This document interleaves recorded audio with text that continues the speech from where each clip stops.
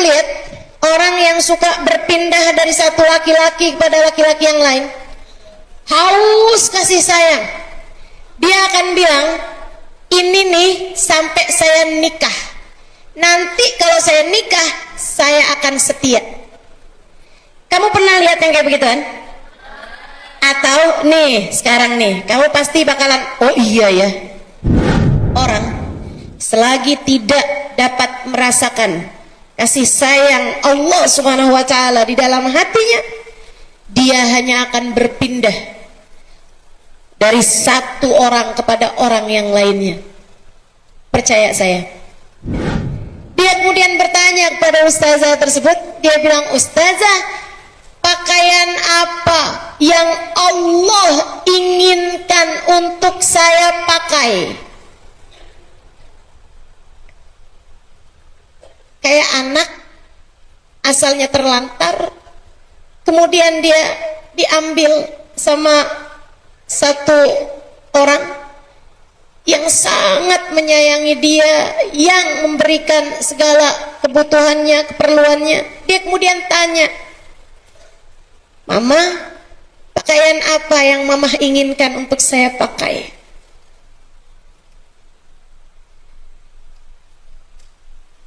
Ustazah, teman saya ini, Ustazah Ibtisam, dia bilang, saya tahu urusan pakaian itu bukan sesuatu hal yang mudah untuk diikuti orang. Banyak umat Islam yang bahkan udah sampai tua nggak mau pakai jilbab, nggak mau pakai penutup aurat. Saya khawatir dia keberatan. Saya kepengennya dia menjalani Islam dengan perlahan-lahan tapi mantap, daripada saya kasih sesuatu yang berat dia amalkan kemudian akhirnya takutnya malah justru jadi terlepas. Jadi saya bilang, udahlah, kamu nggak usah tanya-tanya urusan pakaian aja nak dulu, kamu tanya urusan yang lain aja dulu. Kamu belajar sholat, belajar zikir bagaimana? Dia bilang, ustazah, saya akan belajar zikir, saya akan belajar sholat, saya akan belajar wudhu, semuanya ustazah. Tapi ustazah nggak usah khawatir. Saya hanya kepengen untuk tahu pakaian yang Allah inginkan untuk saya pakai. Akhirnya mau ustazah itu dikasih tahu, sebagai perempuan muslimah, kamu harus pakai penutup aurat seluruh tubuh kamu kecuali wajah dan tangan. Tangannya sampai ke pergelangan. Kemudian warnanya gimana ustazah? Ya jangan warna-warna yang mencolok nak. Kalau bentuknya ustazah mau boleh apapun aja, yang penting jangan menunjukkan lekuk tubuh, maksudnya jangan ketat. Baik ustazah, terima kasih ustazah. Dia bilang besok paginya jam 7 pagi rumah saya diketuk orang. Saya buka pintu, ternyata anak perempuan, gadis kayak 20-an tahun gitu. Dia bilang, yang kemarin tanya, yang tadi malam telepon, yang kemarin masuk Islam, berdiri di depan rumah saya lengkap dengan jilbab, abaya, bahkan kaos kaki. Dia bilang, ustazah, seperti inikah pakaian yang Allah inginkan untuk saya pakai? Saya bilang, iya betul nak, seperti itulah pakaian yang Allah inginkan untuk kamu pakai. Saya pun kemudian mempersilahkan dia masuk. Saya suguhin makanan-makanan sarapan. Kemudian saya tanya sama dia, nah, urusan pakaian ini bahkan banyak umat Islam yang sudah lahir sebagai umat Islam sekalipun banyak yang merasa keberatan untuk memakainya. Kamu nggak keberatan buat pakai? Dia bilang, enggak sama sekali ustazah, ini ringan saja, ini urusan sekedar kain yang ada di badan saya.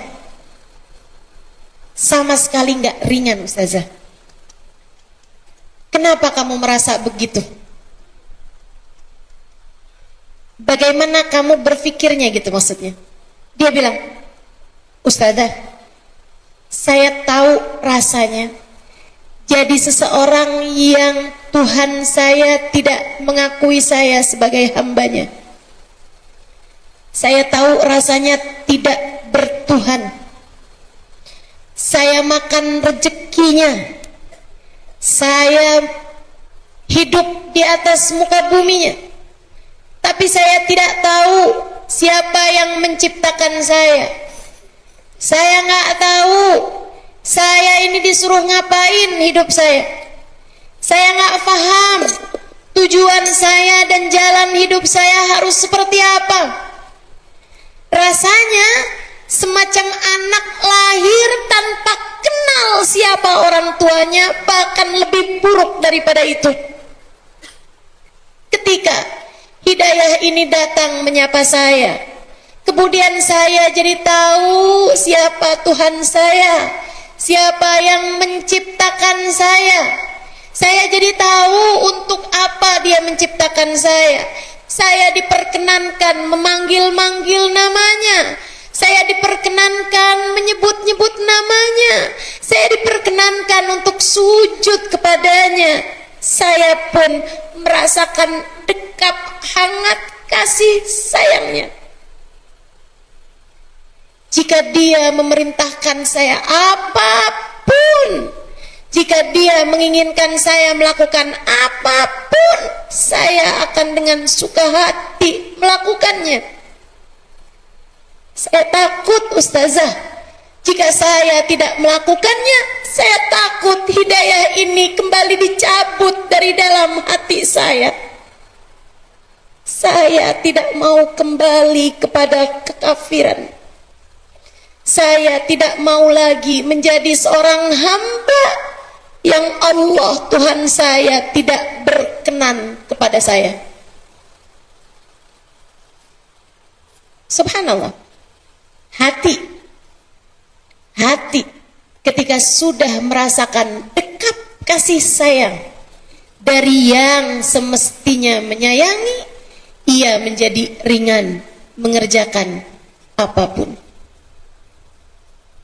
Saudariku sekalian, adik-adikku sekalian yang saya muliakan, maka orang, kebutuhan kita sangat mendasar di badan kita adalah makanan, minuman, nafas, pakaian, kendaraan, rumah, kebutuhan badan kita, kebutuhan akal kita, ilmu. Karenanya kamu jangan berhenti belajar, dek. Pelajari ilmu agama, belajar yang benar setinggi-tingginya. Sibukkan pikiranmu dengan ilmu, biar enggak disibukkan dengan hal yang lain-lainnya. Untuk kebutuhan kasih sayang, dek, saya kasih tahu, cinta dari siapapun enggak akan pernah cukup. Kamu jangan ngarep kebutuhan kasih sayang yang dirindukan oleh hatimu itu dapat terisi dengan cinta dari seorang manusia. Enggak ada, enggak akan pernah cukup.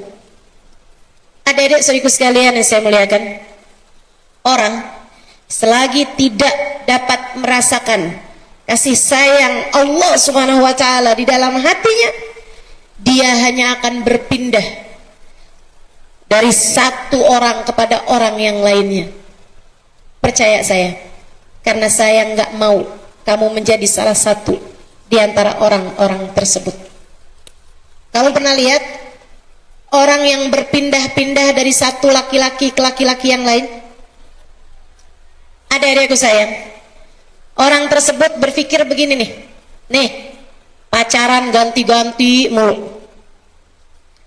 Sebulan ini sama dia, bulan depannya lagi sama si Noh.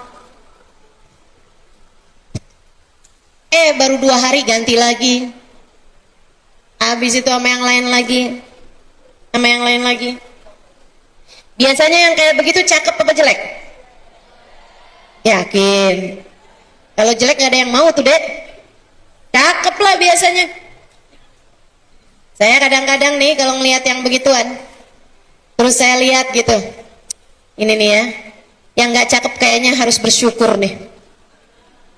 Belum tentu kalau dikasih cakep mukanya belum tentu nggak kayak begitu modelnya. Teman-teman sih sekalian yang saya muliakan, pernahkah kamu lihat orang yang suka berpindah dari satu laki-laki kepada laki-laki yang lain? Haus kasih sayang, dia akan bilang, ini nih sampai saya nikah, nanti kalau saya nikah saya akan setia. Kamu pernah lihat yang kayak begitu kan? Atau nih sekarang nih kamu pasti bakalan, oh iya ya, itu adalah ucapan dari seorang laki-laki berpindah dari satu perempuan ke perempuan yang lain. Habis selesai sama yang ini, ganti lagi sama yang ini. Pacarannya kayak punya jadwal, pacarannya kayak punya antrian. Bulan November sama Novi, bulan Desember sama Desi, bulan Januari sama Jenny, bulan Februari sama Feby, bulan Maret sama Asir Indomart. Teman-teman sih sekalian saya muliakan, dah kayak punya jadwal gitu pacarannya. Terus dia ngomongnya kayak gini, ah ini kan cuma main-main aja, ntar kalau saya menikah saya akan setia sama pasangan saya. Saya kasih tahu dek, jangan percaya. Mau laki-laki mau perempuan, jangan percaya. Yang mudah berpindah hati, ini adalah soal mencari kasih sayang. Karena sama halnya dengan badan. Ini adik-adik perhatikan benar-benar nih. Ini saya mau kasih kepadamu ilmu dek, dan ini mungkin tidak akan kamu dengar dari guru biologi, nggak akan kamu dengar dari guru fisika, kamu akan mendengarnya dari saya. Saya sama denganmu, seorang perempuan yang saya juga tahu persis bagaimana hati kita. Karenanya sebagai kakak, walaupun lebih cocok ibu, saya akan memberikan nasihat kepadamu. Dengarkan saya dengan baik. Mungkin akan menjadi pelajaran penting dalam hidupmu di sisa kehidupanmu nantinya. Adik-adik saudaraku sekalian, orang yang sibuk sekali dalam hidupnya mencari-cari kasih sayang, itu nggak akan pernah selesai sebelum menemukan fakta ini, sebelum dia dapat yang satu ini.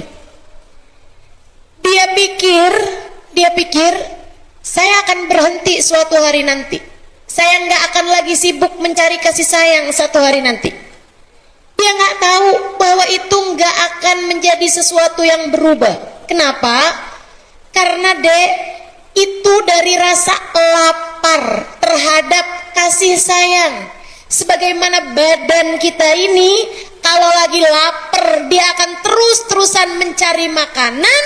Sama halnya dengan hati kita, kalau dia kelaparan terhadap kasih sayang, dia akan terus menerus mencari-cari itu sepanjang hidupnya.